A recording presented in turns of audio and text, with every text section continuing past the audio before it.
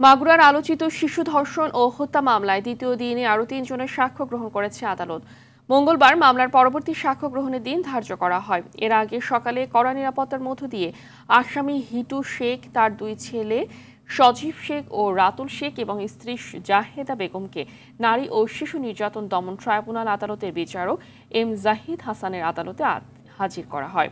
তাদের উপস্থিতিতে সাক্ষী ইব্রাহিম শেখ, হজরত আলী ও দেলোয়ার হোসেনের সাক্ষ্য গ্রহণ করে আদালত।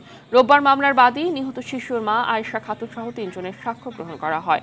6 মার্চ বোনের শ্বশুর হিটু শেখ ওই শিশুকে ধর্ষণ করে হত্যার চেষ্টা করেন।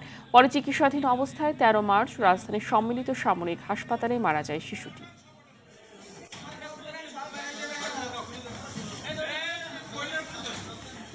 আগামীকাল অন্য কোনো মামলার সাক্ষী থাকবে না, শুধু আসিয়া হত্যা মামলাটাকে আমরা দ্রুত নিষ্পত্তির জন্য সাক্ষীর ব্যবস্থা করব এবং যত দ্রুত সময় হয় আমরা এই মোকদ্দমার কার্যক্রম শেষ করার চেষ্টা, সুবিচার করার চেষ্টা করব।